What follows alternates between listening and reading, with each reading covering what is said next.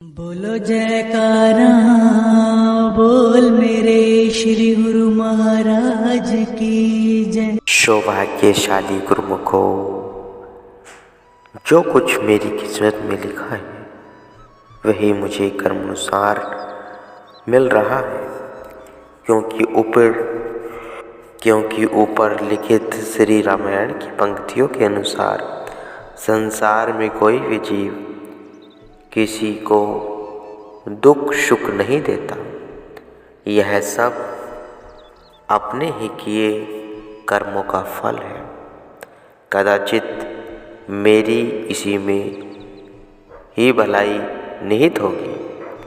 राजा साहेब उनकी यह बात सुनकर सोचने लगे कि यह सज्जन श्रेष्ठ विचारों का वह सत्संगी प्रतीत होता है।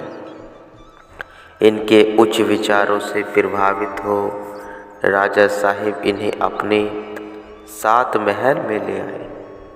भक्त जयदेव जी अब वहीं रहने लगे।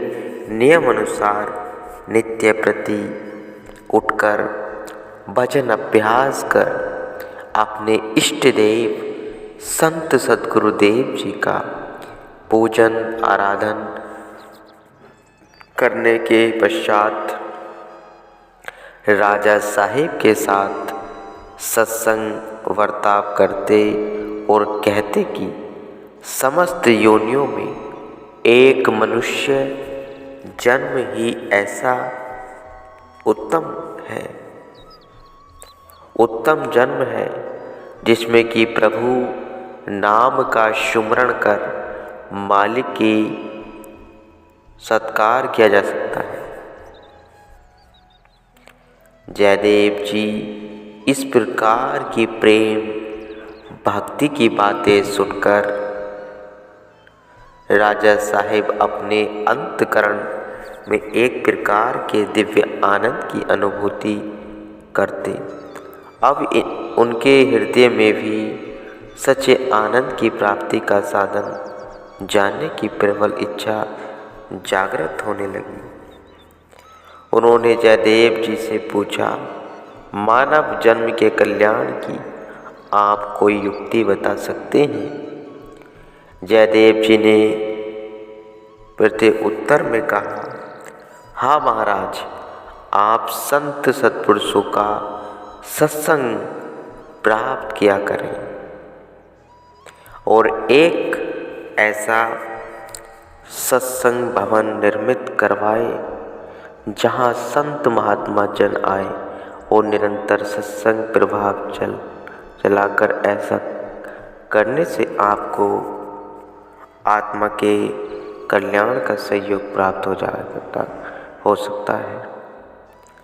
भक्त जी के कहने पर राजा ने एक सत्संग भवन बनाया, जिससे सत्संग भवन बनाने की चर्चा देश विदेश में विख्यात हो गई और चलते फिरते जंगम रूप प्रयागराज अर्थात संत महात्मा नित्य प्रति वहाँ आने लगे। अब वहाँ का समस्त समाज मंगलमय हो गया।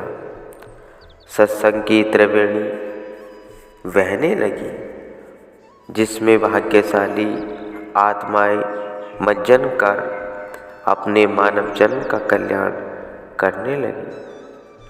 इस सत्संग का समस्त कार्यक्रम भक्त जयदेव जी के नेतृत्व में ही होता था। अनेकों जिज्ञासु सत्संग श्रवण करने हेतु आने लगे और श्रद्धा के पुष्प भी चढ़ाने लगे। संत महात्माओं की तन मन धन से सेवा करते इस सत्संग की महिमा चंदन की सुगंध के न्याय दूर दूर देशों तक फैल गई। उधर वह चारों चोर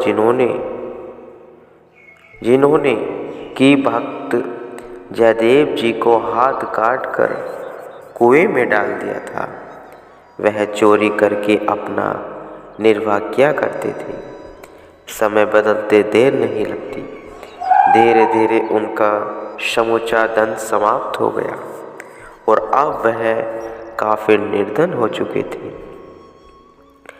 जब यह चर्चा उनके कानों में पहुंची कि अमुक राजा के सत्संग भवन में संत जनों की बहुत धन धान्य से सेवा होती है, जो धन पाने के लालच से इन चारों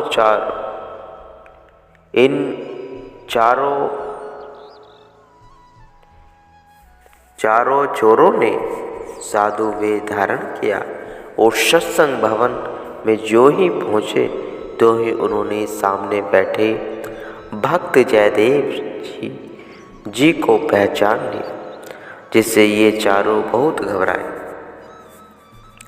उधर भक्त जी ने भी उन्हें पहचान लिया, लेकिन अपनी उदार वृत्ति के होने से उनके साथ बहुत अच्छा व्यवहार किया कि उनको अपनी कृति की कोई बात खटखटाने न पाए। भलियन से भला करे यह जग का है व्यवहार, बुरियन से भला करे ते विरले संसार। उमा संत की है बढ़ाई, मंद करे वो करे भलाई। कुछ दिन वहाँ रहकर जब चारों साधु रूप चोरों ने विदाई ली तो भक्त जी ने राजा साहिब को कहकर इन चारों को बहुत धनमाल दिलवाया। इसके अतिरिक्त उनके साथ कुछ व्यक्ति भेजे, उन्हें कहा कि इनका सामान इनके आश्रम तक पहुंचा दो, जिससे मार्ग में इन्हें किसी प्रकार का कष्ट न होने पाए। वहाँ से जब वे चारों चोर और राज्य कर्मचारी आदि चले तो मार्ग में इन नौकरों ने उनसे पूछा, क्या कारण है जो भक्त जी ने आपकी इतनी आवागत की है? यह सुन चोरों ने कहा, भाई क्या पूछते हो? इसमें एक गंभीर रहस्य निहित है। वो यह कि सत्संग मंडली में जो सबसे बड़े भक्त जी प्रबंधक बने बैठे हैं, वह व्यक्ति पक्का चोर है। एक बार इसने कहीं चोरी की, जिससे वह पकड़ा गया। चोरी के अभियोग में वहाँ के राजा ने इसे फांसी का हुक्म दिया था। देवयोग से हम चारों वहाँ पहुँच गए तो हमारे बहुत कुछ कहने पर राजा ने फांसी न देकर दंड रूप में इसके हाथ कटवा दिए। इसी उपकार के कारण आज इसने हमारी इतनी सेवा की है। चोरों के मुंह से भक्त जी के विरुद्ध इतनी बात निकलनी थी कि एकाएक धमाके के स्वर से वहाँ की धरती फट गई और वे चारों उसमें धंस गए। धरती भी पापियों का भार न सहन कर पाई। फलत उसने चारों पापियों को अपने भीतर समाहित कर लिया। यह अनोखी घटना नौकरों की समझ में न आई।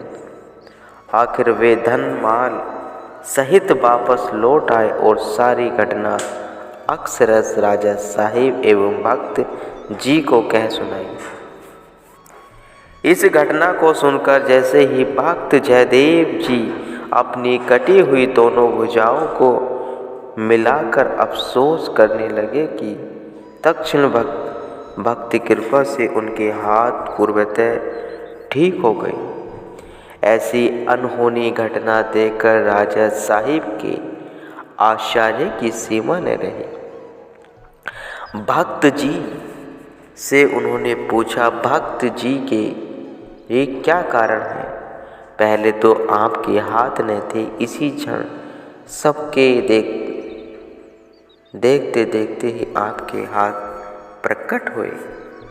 इतना सुनकर पहले तो भक्त जी बहुत आनाकानी करते रहे, परंतु राजा साहिब के विवश करने पर इन्होंने बताया कि इन चारों वेशधारी साधु चोरों से मैंने पहले भी भलाई की थी और अब भी, परंतु इन्होंने अपनी कुटिल स्वभाव के अनुसार मुझ पर लांछन लगाई। उनका यह अभिप्राय कार्य कुदरत को मंजूर न हुआ। तभी एकाएक धरती फट गई और वे उसमें समा गए। इधर मेरे हाथ भी ठीक हो गए।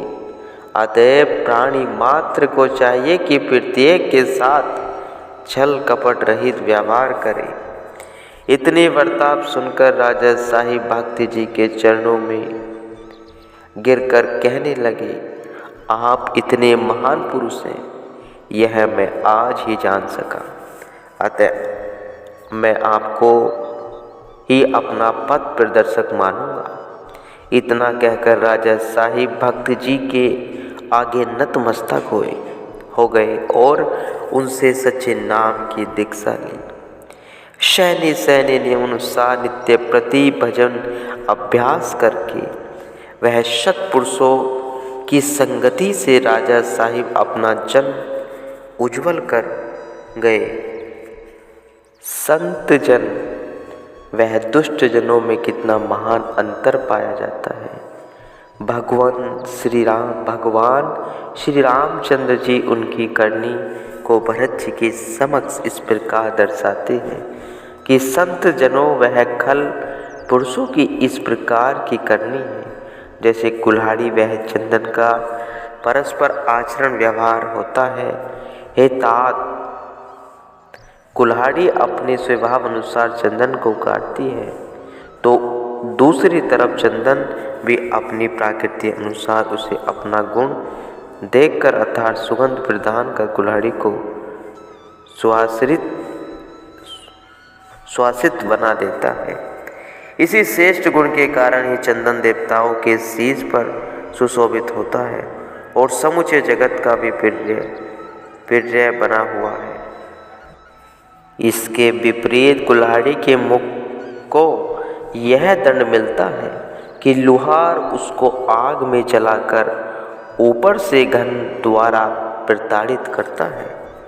इसी प्रकार संत जन अपने परोपकारी शीतलता व उदारता के श्रेष्ठ गुणों के कारण जगत में वंदनीय होते हैं। भद्र पुरुष उनकी अमृत भरी वचनावली से प्रेम भक्ति के मेले सौरभ पाकर अपने जन्मांतरों से तीनों पापों से दग्ध हुए आत्मा को सुगंधित व प्रशांत कर लेते हैं। उनके आचरणीय जीवन से संस्कारी जन अपने में श्रेष्ठ गुणों को भर लेते हैं। कुदरत भी ऐसे महान आत्माओं की स्वयं रक्षा करती है। अतः जब यह दुष्ट जन अपने क्रूर स्वभाववश प्रभु को अतिशय प्रिय लगने वाले संतों को आक्रामक कष्ट पहुँचाते हैं, तब यह अन्याय सहन न कर सकने के कारण एवं सृष्टि में संत महापुरुषों की महानता प्रदर्शन करते हुए तथा सच्चाई का गौरव स्थापित करने के लिए दुष्टों को उनके कर्म अनुसार कुदरत दंड देती है। गुरुमुखो।